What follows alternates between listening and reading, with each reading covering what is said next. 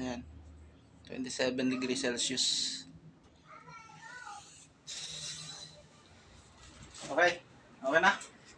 Okay, magandang hapon sa ating lahat. Magandang araw sa ating lahat. Minamahal naming customer at mga ka-aircon tech, electronic technician, computer. Gagawa kami ng content ngayon dahil kahapon galing kami doon sa Tondo. Medyo maawa tayo doon sa naging client natin kasi nga medyo kulang sila sa education regarding dito sa Lock up. paggawa ng aircon. Although meron na din silang natutunan, marami na din silang alam, pero still nagkakaroon sila ng problema sa kanilang aircon. Ang ginawa natin kasi bago lang din tayo ginawang maintenance nila sir.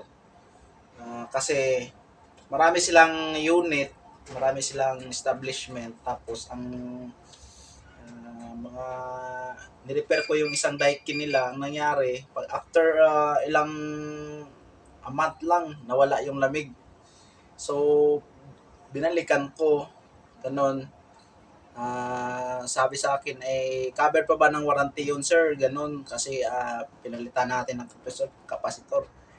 Siyempre, sabi ko, covered sa warranty yan, sir. Kasi, covered sa warranty, yung pinalit natin na pyesa, capacitor, kung capacitor yung sira. Pero kung ibang sira, ay iba na rin po yung maging charges natin. So, balit ay nakita natin, ganito yung aircon niya. Ipaliwanag ko lang po ang nangyari sa kanyang aircon. Bago ko simulan pala, ang ano natin, kung paano ang standard o SOP sa pag-repair ng aircon, maintenance ng aircon, standard operating procedure ng sa maintenance ng aircon, kung ano ang gagawin after ng installation, ganun.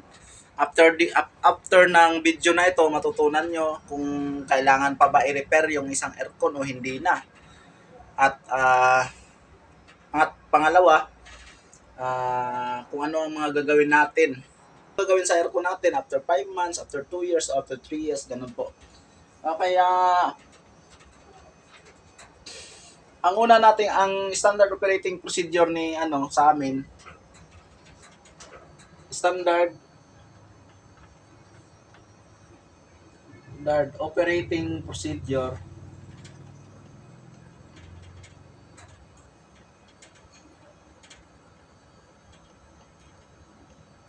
sa amin to, D7R. Ewan ko rin sa iba. Sa amin kasi, pag may nagpalinis sa amin, nagpa-preventive, ganon, ang ginagawa namin, pagdating ng 6 months, pinapalo up din namin yung iba. Pero yung iba, hindi na namin ma-follow up. Depende na rin sa lugar yon, or depende na rin sa pakikitungo ng isang client namin. Number 1, after ng installation, after the installation O pagsalpak ng unit. of aircon,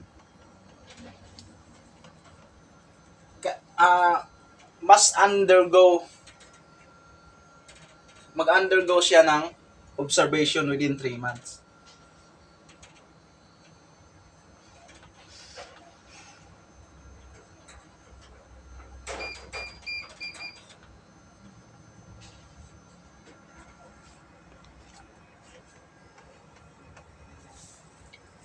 Within 3 months. Or 99 days. 30 days. Number 1 yon. Yan yung natin, i-observe muna natin after siya ma-install. Kasi, maraming pagkakataon na after ng install, lumalabas yung mga problema. Pero dalawa lang, para hindi tayo malito, dalawa lang po yung kailangan nating i-check doon. Ano yung dalawa na yun na i-check natin? Ang una nating i-check, kung nagbabago ba yung lamig. Number 1 yun. Yun. Lagyan ko na lang ng ano.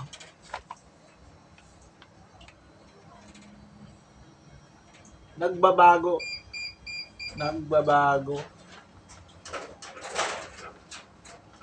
Ba yung lamig?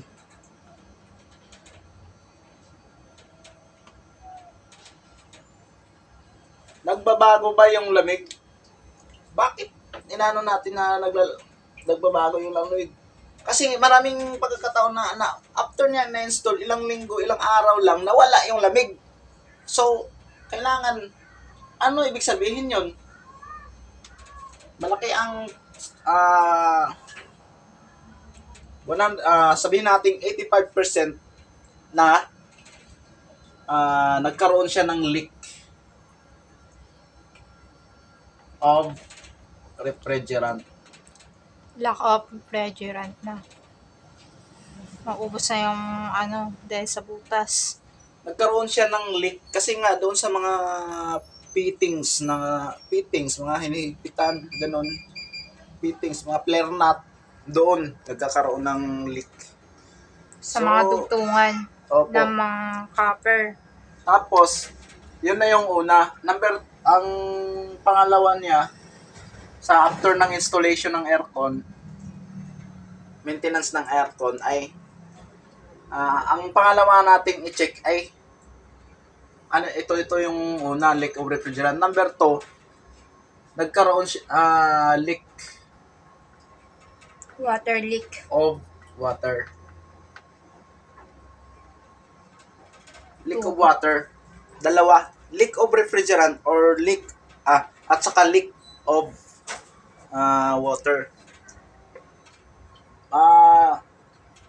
Kasi ito, leak of water, may mga pagkakataon din na iba naman, tumatagal, umabot ng 3 months. 3 months, ganun. Pero after 3 months nun, nagkakaroon siya ng leak. Bakit siya nagkakaroon ng leak? Ganito yan. Explain ko sa inyo. Halimbawa, ito yung indoor mo. Ito yung outdoor. Ito yung, kumbaga, Yung pinaka-evaporate condenser mo. Ito yung, ito yung indoor sa evaporator mo. Indoor, outdoor. Sa split. Halimbawa,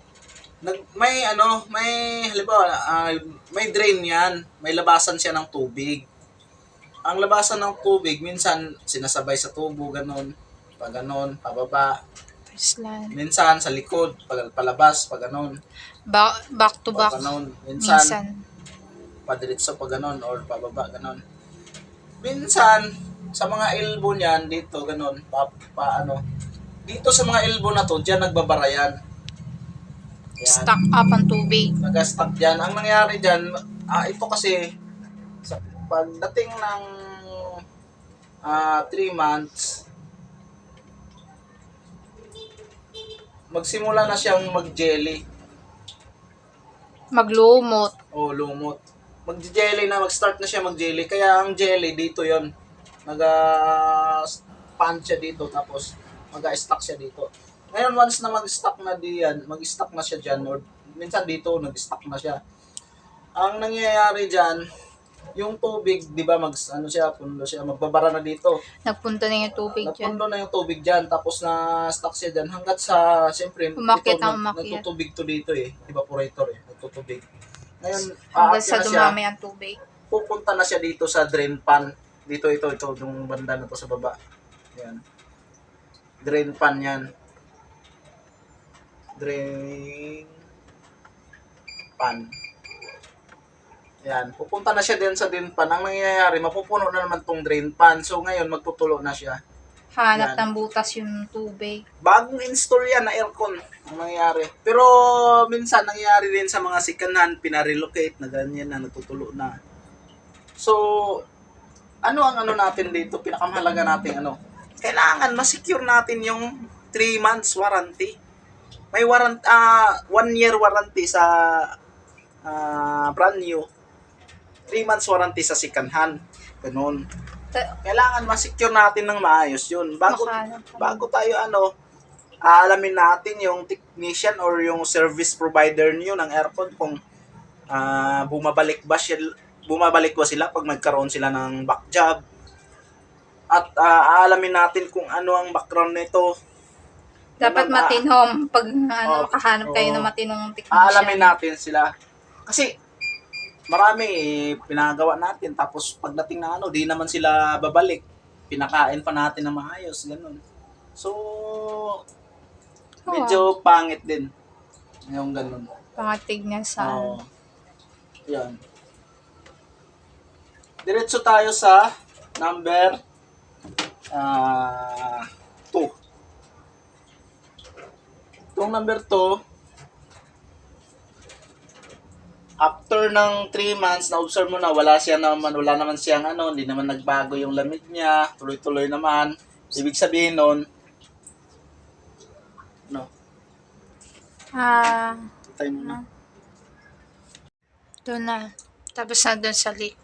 Ngayon, tapos na tayo dito sa ito yung bagong install yung aircon, sikanhan man siya o mapa window type man siya o mapa brand new. Ngayon, dito tayo sa after ng na yun, ito yung standard operating procedure namin sa maintenance ng aircon. Kasi ang ginagawa namin, kami na nagpapalo up dun sa client namin kung kailan yung palinis sa inyo, ganun. Ngayon, after ng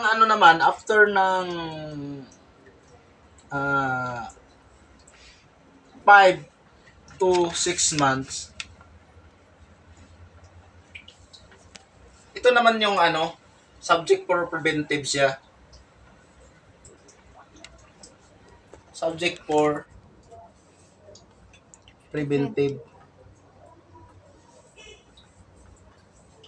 Preventive or cleaning. Sinasabi nating preventive kasi kailangan kasama kasi dyan yung hihigpitan natin yung mga tornilyo, kailangan ba siyang talian ng cable tie, mga ganong senaryo, kasi nagba-vibrate, mga ganon. Yung maraming maraming pagkakataon, maraming instances dyan na may mga kailangan, ito pala, once na mag-vibrate to, magkaroon siya ng leak, so kailangan natin talian ng mga cable tie, mga ganon. Applicable yun sa mga malalaking unit, ganun, cooling tower.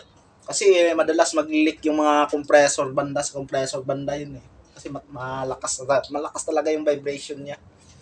Yun, ito, after 5 to 6 months, subject for preventive, depende tayo sa area. Kung ang area mo ay polluted, maraming maraming sasakyan na lumadaan, yan. Tapos may mga construction, yun ang natin i-consider natin na pag ganun may mga construction, 3 months lang or to 5 months pinapalinis na natin na mapapaaga yung niya. Tapos may mga senaryo din na 24 hours natin pinapatakbo. Yun na yung na tayo ng 3 months. 3 months pagahin natin yung preventive niya. Kasi ang nangyayari kasi nun, 24 hours mo pinatakbo, tuloy-tuloy yung takbo niya, mas mabilis siyang dumumi. At saka, nagluluwag yung mga tornilyo niya, kailangan siyang higpitan kasi nga, ang dumadaan 220. Mabilis siya magputik sa pinaka-evaporator. Yan. Tapos sa condenser na outdoor. Yun. After 3 months, nilinisan na natin yun. Pag mga ganon, mga may construction, sa mga school, ko rin sa school, 24 hours pinapaandar yung aircon, ganon. Tapos, maraming sasakyan, basta polluted po na mga area. Tapos, kung malapit tayo sa dagat, mas maganda na kailangan, malapit tayo sa ilog o sa dagat, kailangan mas maganda na mas maaga yung pag-preventive natin, linis ng aircon. Kasi nga yung singaw ng dagat at ilog, mainit eh. Nagkakaroon ng asin dun sa mga ano. Nagkakaroon ng acid, Oh, acidity. acid sa moisture. Nagkakaroon ng acid sa moisture ng hangin, kaya ganoon. Mabilis siyang mabutas, kumbaga. Napapansin niyo yung mga malapit sa dagat nakatira, yung mga aircon nila or mga appliances nila mabilis masira. Kasi nga ang nangyayari, yung mga electronic parts or yung mga materyales na ginamit sa aircon kasi ano siya, copper. Ang characteristics kasi ng copper, pagdating ng mga sabi natin isang taon, mabilis siya nagninipis. Nagninipis talaga siya. Mabilis siya magbulok yung Oo. Ngayon, pinaka-copper. once na magnipis na siya, nabubutas yung ano niya. Katulad nito. Yun o, Ito yung nabubulok. binili naming aircon. Hindi na namin pangalanan yung brand. Ayan o. Marami na siyang pinagdaanan na welding or di kaya greasing. Ayan. Marami na siyang nakakaroon siya ng leak. Ngayon, ang nangyayari dyan, pag once na magkaroon na siya ng leak sa evaporator, ito evaporator to, naparepair mo na isang beses. Ang nangyayari, after ilang months, nagkakaroon ulit siya ng butas. Lalo na pag di magaling yung technician nyo. Ganun po yun. Hindi siya pulido pagkagawa, ganun. Nagkakaroon siya ulit ng butas. Yun. Kasi may sikreto din po kung paano yun. Ituturo ko sa sunod natin ng mga episode. Kaya, para Tutok lang. para may makuha po kayong ideya para tumagal yung mga aircon nyo or mga ginagawa, may matutunan kayo, mag-subscribe na lang po sa aming YouTube channel at mag-comment po kayo kung nakarelate po kayo dito sa aming video na aircon maintenance. Patuloy kayo magtutok sa aming Facebook page. Ngayon, sa number 3, yun na yung paliwanag natin na after 5 to 6 months, subject for preventive na yung aircon nyo. Ngayon, 3 months pag mga polluted na area. Yan. Ngayon, pag pinalagpas nyo, anong nangyayari dyan? Pag pinalagpas nyo, ang nangyayari dyan, number 1, madumi yung aircon. Once na magdumi yung aircon, magiging pwersado yung takbo ng makina ng aircon nyo. Lalo na pag sinettings nyo sa mababang temperature. Yun. Yan, naging pwersado siya. Anong nangyayari pag naging pwersado ang aircon? Ang nangyayari, tataas ng bahagya yung kuryente nyo. Pangalawa, tataas yung bahagya. Pangalawa, mas prone siya na mas mabilis masira. Paano kaya tataas yung aircon? Ayun.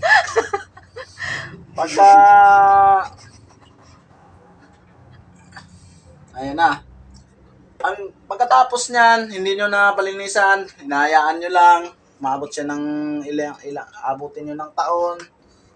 Ang nangyayari dyan, sobrang dumi na, magiging hilaw na ang lamig. Ayun, once na maging hilaw na yung lamig, tapos yun na yung pangatlo, pang-apat, yung mga tornilyo niya, luluwag yun. Once na maluwag na, anong mangyari? Masusunog na siya. Yun. Kasi nagsama yung dalawang wire eh.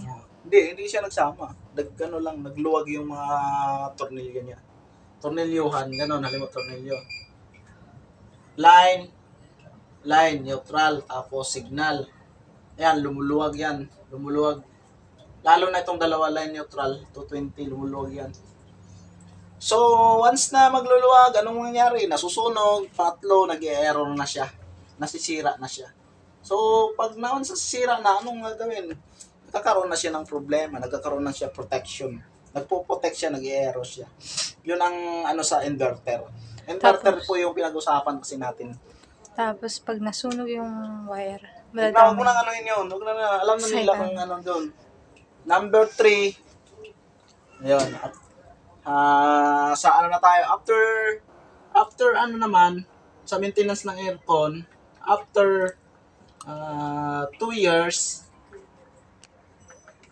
or in 2 years, pag sa 2 years na ginamit mo ng aircon, kailangan na siya ng subject for pull down na siya. For pull down. Pull down cleaning. Anong gagawin diyan sa pull down cleaning? Ang sa ibang to parang siyang deep cleaning. Kasi nga halimbawa nililinis natin. Nililinis natin pero yung loob-loob nun, pinaka loob ng aircon, madumi pa rin. So kailangan natin siya i-pull down, ibababa siya. Ngayon, kasama diyan yung PCB, printed circuit board. Kailangan mo siyang linisan din para kasama na rin siya sa parang sa preventive maintenance natin. Ayan. After 2 years na yon, pull down mo. Tapos may pagkakataon din na katulad ng mga barber shop, mga ganun. Basta lahat ng mga polluted, katulad may mga construction. 1 year pa lang, sobrang dumi na yung likod na parts ng aircon. So, kailangan na siya din ma-pull down. 1 year and 1.5 years, nagkakaroon na siya ng sobrang dumi talaga sa likod. Hindi kasi yung paglilinis kasi natin, yung regular cleaning or general cleaning na tinatawag nila, nililinis natin ng harap lang ng part ng aircon. Pero yung pinakaloob nun, sa ilalim nun, yung mga ilalim ng ilisin nun, masyadong madumi. Kaya kailangan mababa siya, pull down siya. Dapat kung ganon na construction, dapat i-pull down cleaning na nasipod nila. Ha? Pull down cleaning na pag mga ganon kasi nadadami pati Basta malalaman mo rin kasi ang nangyari kasi magtutulo na siya, maging hilaw na yung lamig. Yun na yung palatandaan yun. Kailangan mo na siya i-pull down. Kasi sabihin natin pinalinis mo na, tapos ganun pa rin nangyayari, hilaw pa rin yung lamig, pinalinis mo na. So yun na yung time na kailangan mo talaga siya i-pull down. Kasi nga, hindi na umubra yung mga linis-linis lang. Kailangan pull down na talaga kasi sobrang linis niya sa harap pero yung likod nun sobrang dumi. Ganun po. Ipa-flash na lang namin kung anong itsura nun dyan sa screen. Ngayon ito na, after 2 years. Pagka after 2 years na yan, kailangan mo siya ma-pull down na siya. Diretso na tayo dito sa 4. Lagpas 2 years na, after 2 years and above,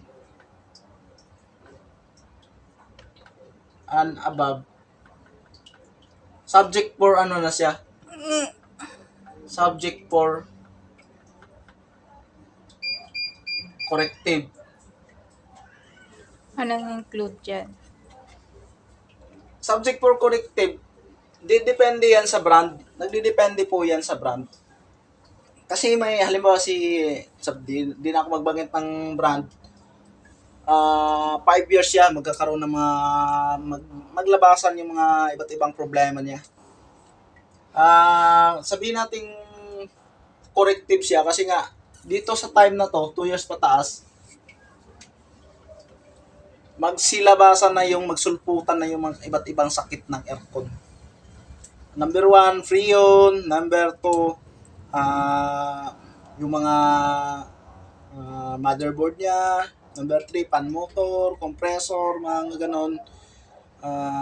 Pag malapit sa dagat, talaga evaporator, nabubutas yun.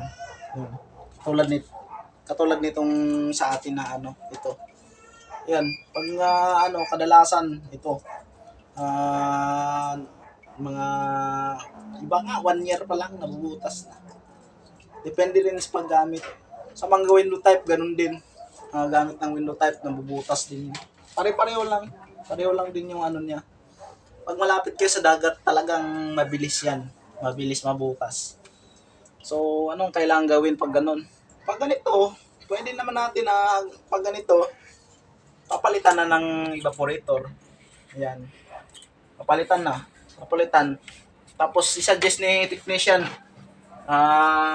ma'am, sir, papalitan na natin ng evaporator. Gaganon yung may-ari ay, wala na bang mas mababa yung maintenance kasi nga medyo mabigat na po yung papalit pa tayo ng evaporator. Pag ganun kasi, kumbaga, ang technician, nagmalasakit sa inyo. Kumbaga, nagmalasakit siya na papalitan natin ang evaporator para tumagal yung aircon nyo. Di Kasi yun. pag i-welding mo lang to, swerte na kung aabot ng 2 taon yan, bubutas uli yan. Ngayon, nagmalasakit siya, papalitan natin ang evaporator. Ang may-ari naman sir, wala pang budget, gano'n ah. Ang mangyayari niyan, buwan lang or weeks, nagkakabutas na. Wala.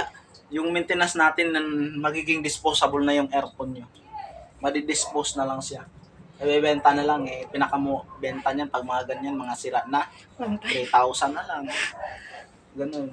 Mga 1.5. Marami sa online, mga 3,000 na lang binibenta. Kasi nga yun, pina-repair, pagka-repair, nagkakaroon ng leak uli, paulit-ulit lang, ganun.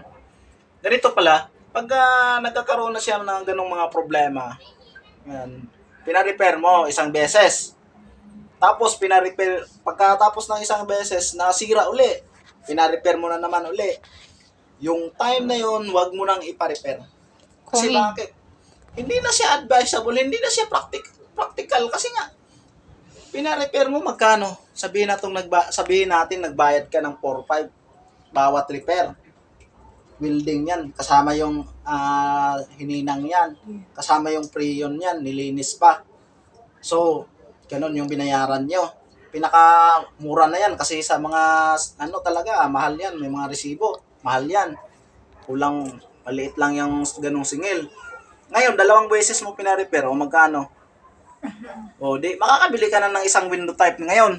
Kaya, sinasabi ko sa inyo, isang beses okay pa yan. Pag 2 beses na, tapos magtatatlo na, wag mo nang paparepair. Kasi hindi na yan advisable, hindi na yan siya practical. Kasi nga, ang mangyayari diyan, magiging kawawa kayo. o kaya maghanap kayo ng magandang Oo. technician. Opo. Hindi siya, Ayan. So, ngayon, yan yung standard operating. Ngayon, ang ginagawa, hindi sinusunod yung SOP. Sabihin lang na ganito, sir, cleaning muna yan. Ang nangyayari, nagiging hilaw yung lamig, hindi sayang yung palinis mo.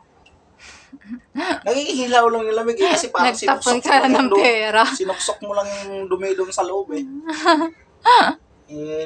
di mo alam ang pag kaya kailangan yung iba kasi ngayon tapos katulad kahapon ngayon namin palinis lang paglinis sobra pa lang dumi, wala na, naawa na rin ako, pinull down ko na lang. Pero ganun pa rin Sobrang dumi talaga dun linis lang din pinabayaran ko. Saka yung sa dun sa pundo naman, pagtingin ko kaya pala nasira kasi may leak ng preyon.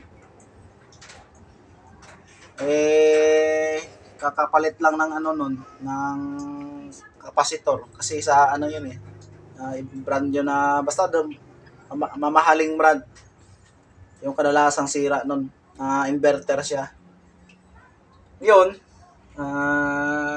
nirepair natin. 1 buwan lang, nagkaroon ng problema. Binalikan namin. Pagbalik namin, may leak na pala ng preyon. Ayun, nakita ko sobrang dumi ng likod, oh. So, ganun, nasa highway sila. So, pag ganun, huwag mo nang paabutin ng 6 months. Palinis mo na kagad. Kasi nga, kadalasan na ginagawa na encounter namin pag madumi yung aircon, nadumi na. So, hindi na siya nagpapalamig. Ngayon, ang ginagawa ng may-ari ng aircon, bababaan ng masyado yung temperature. Bababaan So, lang ngayon, pa. pagbabaan mo na masyado yung temperature, magiging purasado na yung takbo niyan. Ganun ang Yung pump ng gusto si compressor niyan. compressor. Hanggang sa masira na. Yun, magiging purasado niyan. Yun, number 1, tataas yung kuryente nyo. Pagkataas ng kuryente nyo, yung yung aircon nyo pa nasisira. So, mas mahalaga din po na may kunting kalaman tayo dito sa pagmi-maintenance ng aircon. Ang ano, yung dito pala sa installation na to, sa una, kailangan wag din natin kalimutan na linisan yung filter niya. Every week, chine-check natin yung filter ng aircon. May video kami niyan. Nasa ibang video namin, sa D7R pa rin na video sa ating YouTube. Yun, panoorin nyo na lang yun kung paano siya linisan yung filter. Ngayon, kung nakarelate kayo dito sa aming ginawang video sa pag aircon maintenance, kung nakarelate kayo, comment na lang po kayo dyan sa baba, comment section. At maraming salamat po sa panonood ng ating YouTube channel. Pagpalain tayong lahat.